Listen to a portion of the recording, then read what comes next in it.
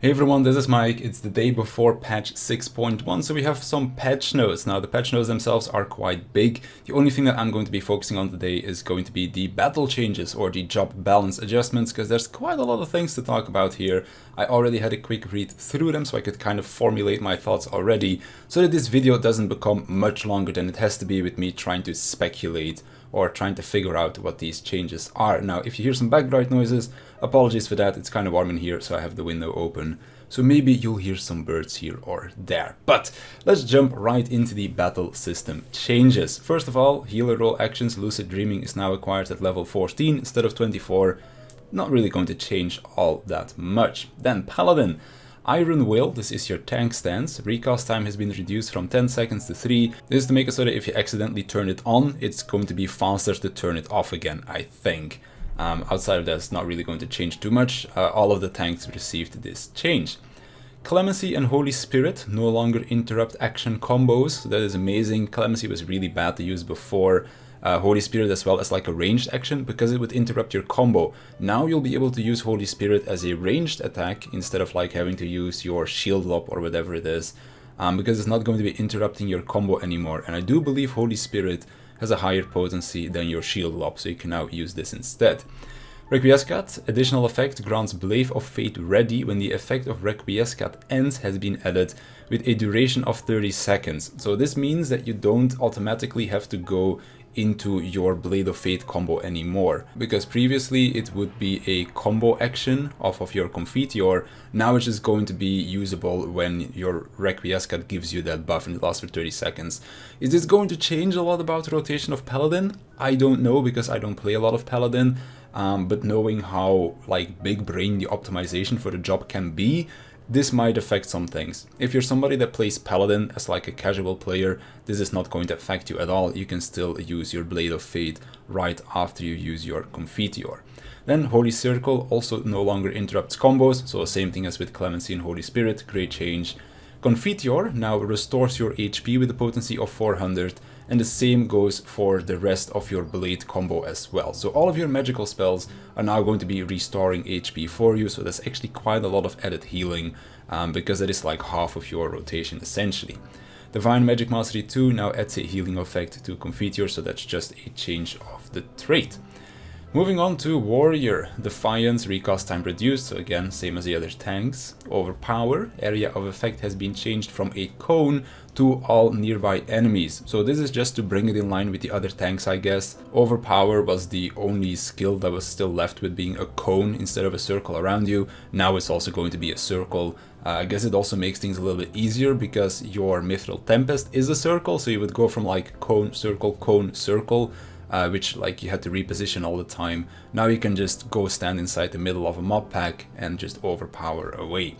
Then the interesting change though is to Inner Release. So stacks of Inner Release now only apply to Fellcleave and Decimate. So this is the same as Delirium for Dark Knight.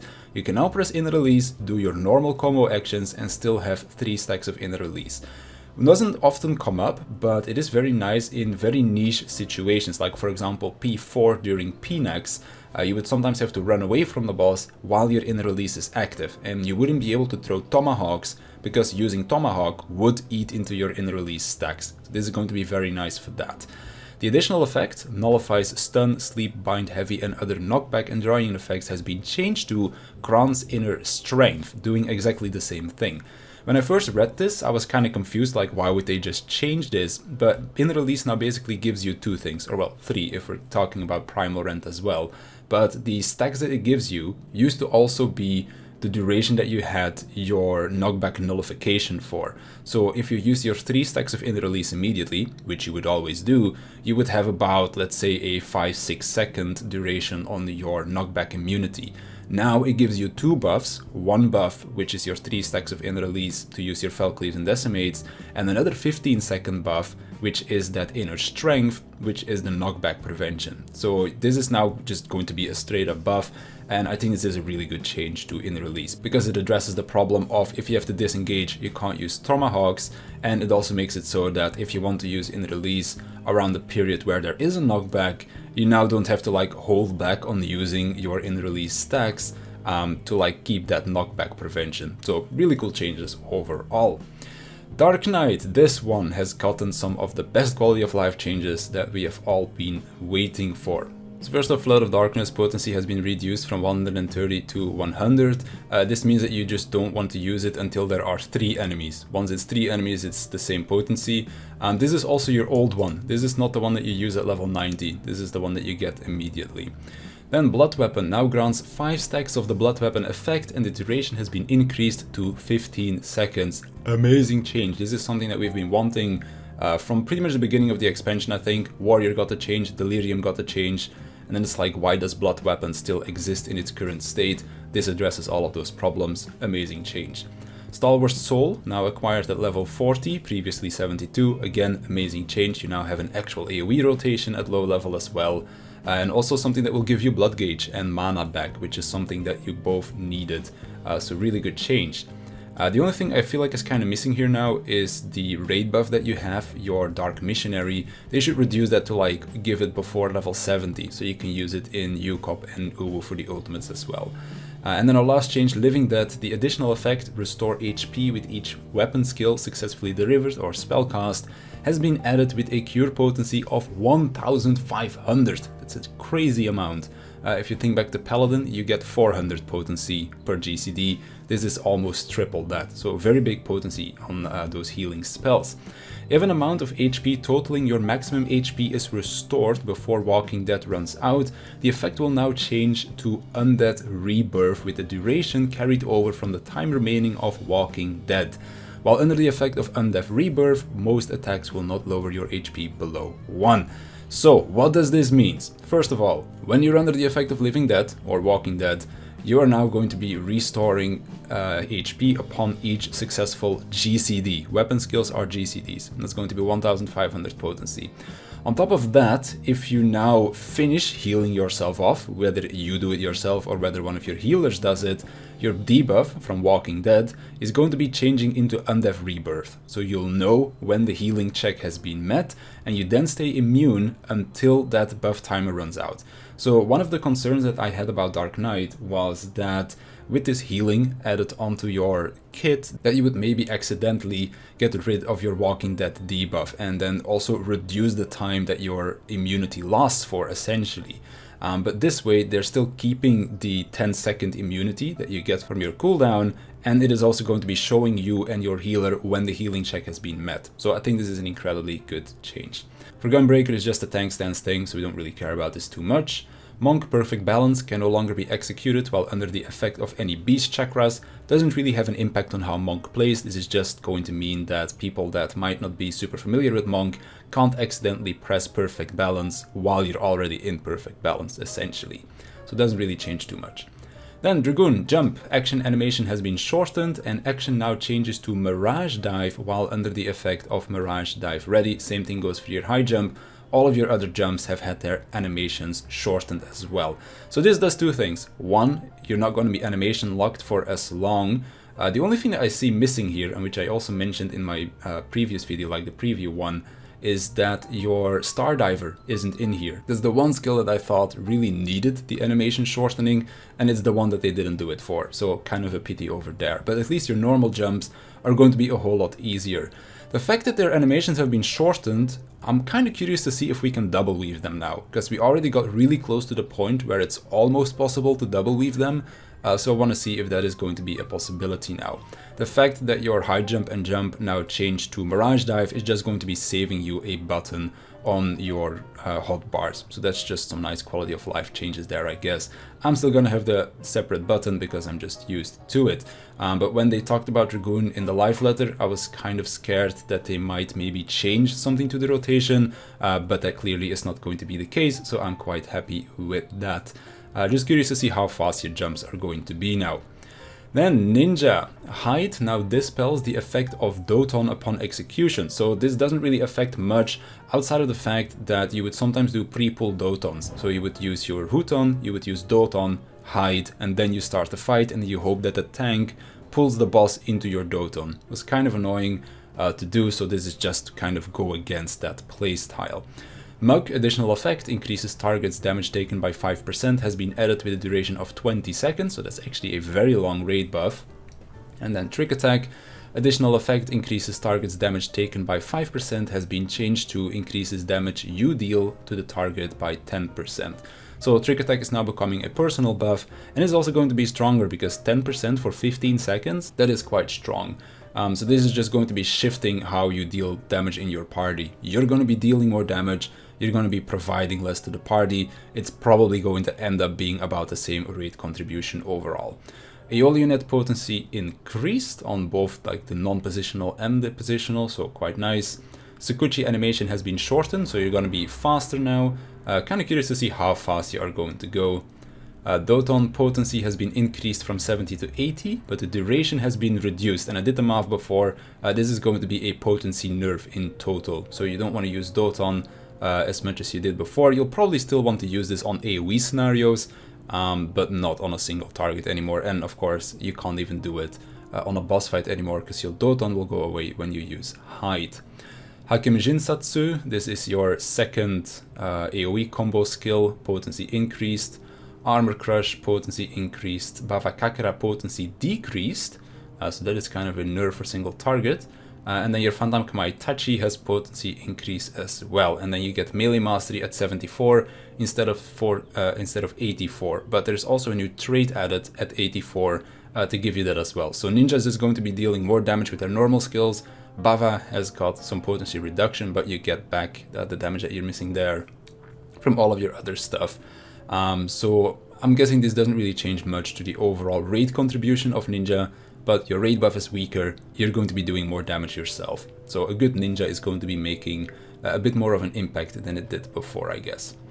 Then Samurai. So one thing that's not in here yet, but will be mentioned later, is the removal of Kaiten. Of course, Hisatsu Kaiten is gone, and that is why a lot of potency changes are in here. So for the most part, you're going to be getting potency buffs on almost all of your actions, except the ones that I'll mention, they'll have a potency nerf. So Third Eye, effect duration has been increased to 4 seconds, so you get 1 extra second of leeway to use your Third Eye. I think this is fine. Then we have, let me just quickly go through here, Tenkagoken. This is your 2-sen AI Jutsu. Area of effect has been changed from a cone to all nearby party members, so that's the same change that happened to Warrior. Your entire AoE rotation is now just going to be an AoE around you, because all of your AoE skills have now been made a circle AoE in Endwalker. Tenkagoken was the only thing that was still a cone. Now it is also going to be a circle around you, so I think that is a good change. Then potency nerfs, because those are the ones that I was going to talk about. Midare Setsugeka has been nerfed, but it's now going to be a guaranteed critical hit.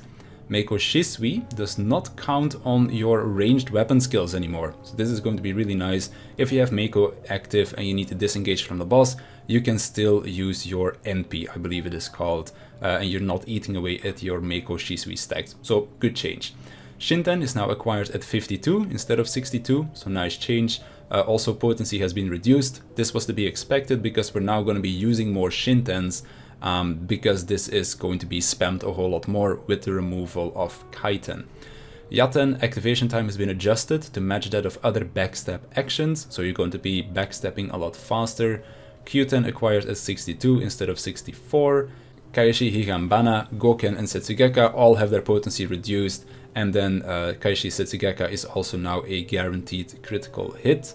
Shoha potency reduced, Ogi Namikiri and Kaishi Namikiri also potency reduced, and it is now going to be a guaranteed critical hit for both. So it seems that you're getting a lot of potency boosts on all of your normal actions, but you're getting a lot of potency reductions on your AI jutsus. So I'm just curious to see how this is going to line up, because your AI jutsus are going to be a lot weaker now, because they have their potency reduced, on top of the fact that Kaiten does not exist anymore. I was expecting the opposite was going to happen, because Kaiten is gone, they'll boost the potency of your AI jutsus, but that's not the case. So I'm just kind of curious to see how this is going to affect the total damage output of Samurai.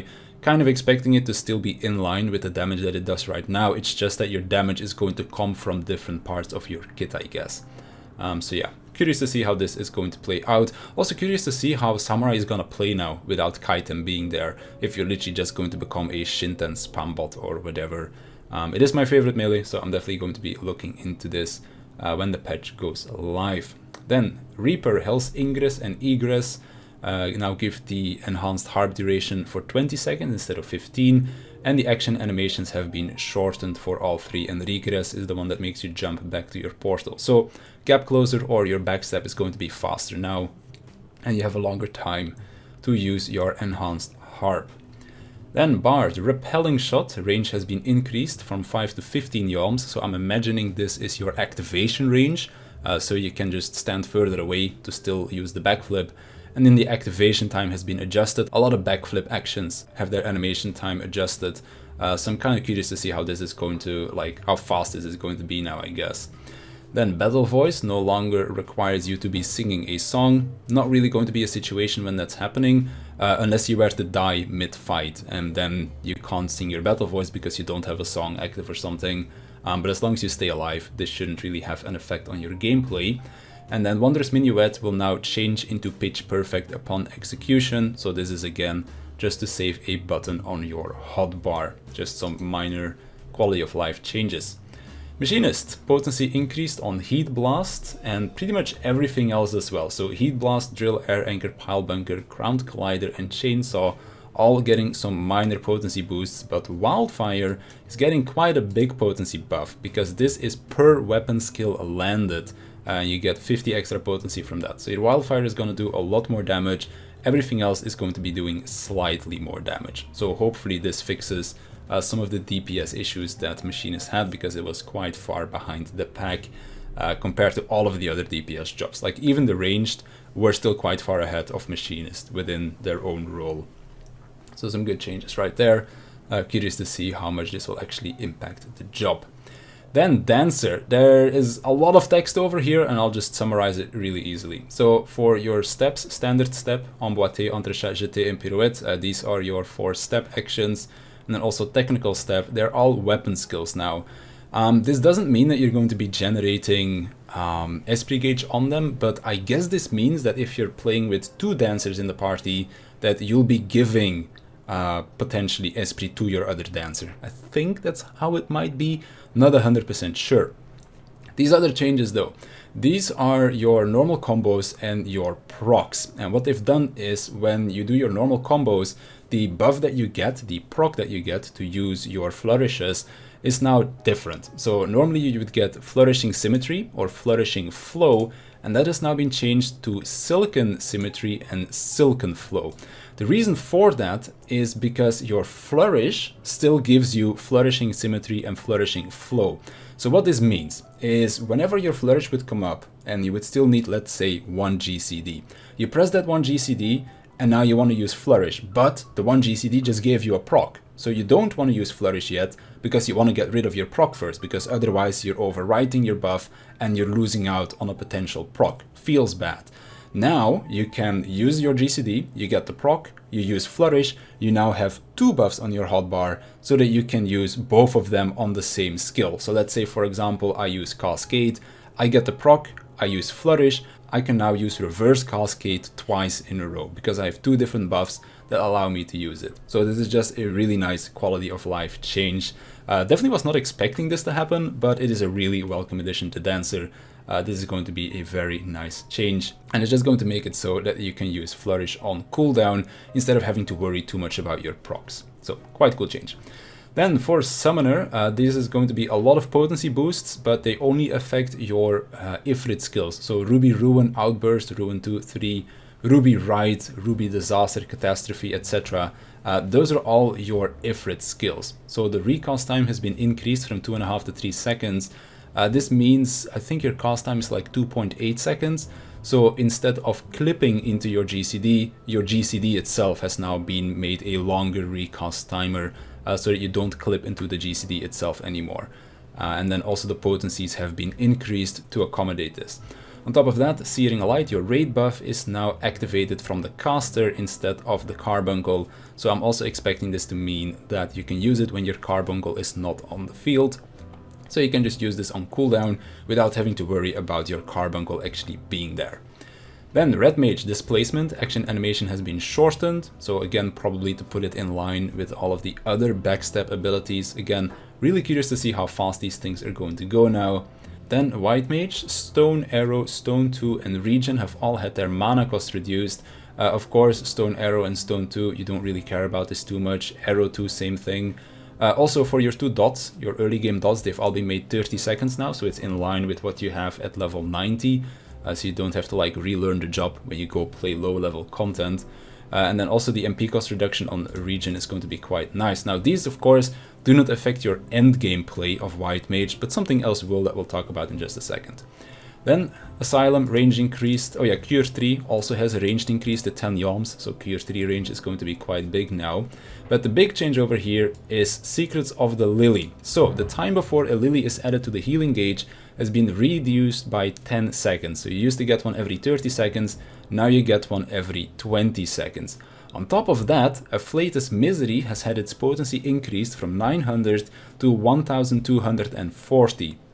This is the same potency as if you were to use 4 glare casts. So using Misery is now going to be technically a DPS gain, and the reason why it's a DPS gain is because you can get a Misery once every 60 seconds, and of course when do your raid buffs happen? On the 2-minute mark. So you're able to get a Misery underneath raid buffs, which means that it's going to be a potency boost over potentially not getting 4 glares underneath there. Even if you're not using it on the raid buffs, at least having Misery is now going to be DPS neutral. So this is an amazing change.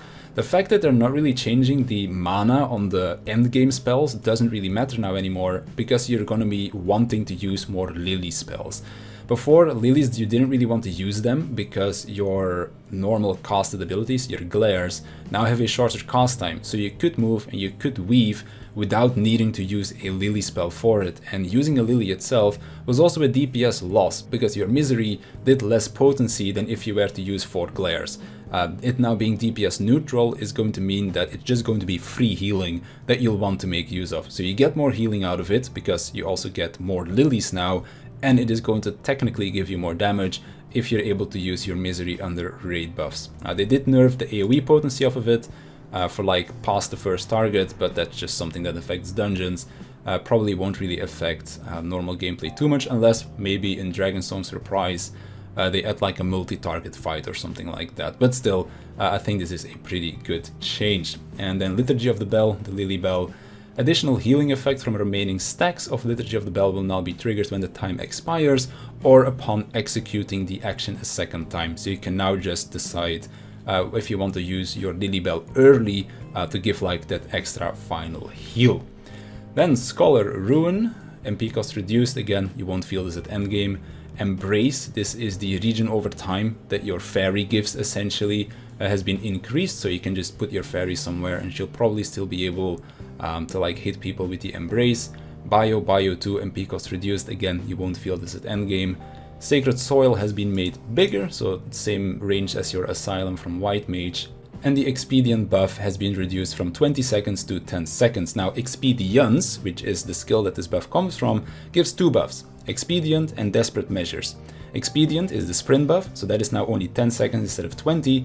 Desperate Measures, which is the damage reduction buff, that one is still 20 seconds. So defensive wise, it doesn't change anything about the skill, it just means that if you were to use it on a movement heavy mechanic, people will need to supplement the skill with their own sprint if they want to get the full 20 seconds that you used to get before. But I don't really think this really makes the skill any worse than it is right now. It is still going to be an amazing skill. Then Astrologian Combust has been increased to 30 seconds, so this is the low level version of your damage over time ability, just going to be in line with how it feels at level 90. And then we have Sage, MP cost reduced on doses, again not something you'll feel at endgame. Soteria will now grant 4 stacks of the Soteria effect instead of being a duration, and the effect potency has been increased from 50 to 70%. This is the thing that makes your Cardia effect stronger. So if you don't know, Cardia is the thing that you put on a target. Every time you use a damaging ability, that target will gain a small heal. This is what that affects, so it's now going to be 4 stacks instead of a duration that you get those heals from. And then last but not least, Adder Sting. Now gain maximum stacks of Adder Sting upon entering an instance or upon resetting an instance battle. This is amazing. So at the moment, what we had to do for Sage was 1, the fight needed to start with a raid wight, because if it didn't start with a raid wight, you could only get 1 Adder Sting stack from putting a shield on the main tank and having the shield pop from auto attacks. If there was a raid wipe, you would have to single target shield 3 people in your party to then get 3 other sting stacks. So this is just some very good quality of life changes that you will always start with full stacks, regardless of the fact that there is a raid wipe at the beginning of the fight or not. And also you don't have to like single target 3 people anymore. So it's just a very nice quality of life for Sage. Then new traits. Of course, this is something I talked about with Ninja already. So the trait from level 84 is moved to like level 64, and then this is a new trait increasing the potency of your 2 GCDs. For Samurai, Way of the Samurai, potency adjustments to normal GCDs, and then also your combo finishers at level 84 also gain some increased potency. And then, as I mentioned before as well, Kaiten has been removed. Some traits and status effects have had their descriptions adjusted, doesn't actually change the effect of the skills. And then another adjustment over here, the appearance of the dancer's Esprit gauge when filled to 50 or higher has been adjusted, so that you know when you can start using your Saber Dance. And something similar has been done for Bard's Soul Voyage gauge. The sound effect that you get when it reaches 100 will now also play when you reach 80, and you will also get a visual indicator when you reach 80 gauge. The reason why this is good is because your Blast Arrow, which is like your level 90 skill, I think it is. Actually, no, you get it earlier than level 90. But essentially, like when you use your Apex Arrow at 80 gauge, you can use Blast Arrow. So you don't need to just constantly look at your gauge. You'll now get a sound effect, and your gauge will also look different. So just a nice quality of life change. Overall, quite happy with these job balance changes. The only one that I'm not happy with, but people probably knew this already, is going to be Samurai. I want my Kaiten back, but I'll just have to play around with Samurai and see how this actually affects the job in the long run. But yeah, we'll see. I'll hold my judgment until I actually try it out. If my Samurai is high enough item level, which I'm not quite sure if it is, I'll probably take this into the 24-man raid on day 1 as well, because I do want to play around with these changes and see how it feels for myself. But outside of that, some really cool changes. Not many super big changes, but a lot of small changes that will make things feel a whole lot better. But anyways, that's going to do it for me. Let me know down below what you think of all of these job changes. Are you happy with them? Would you have liked to see something else? Let me know down below. But for now, I want to thank you for watching. I want to thank my Patreons for their support, and I'll see you in the next one.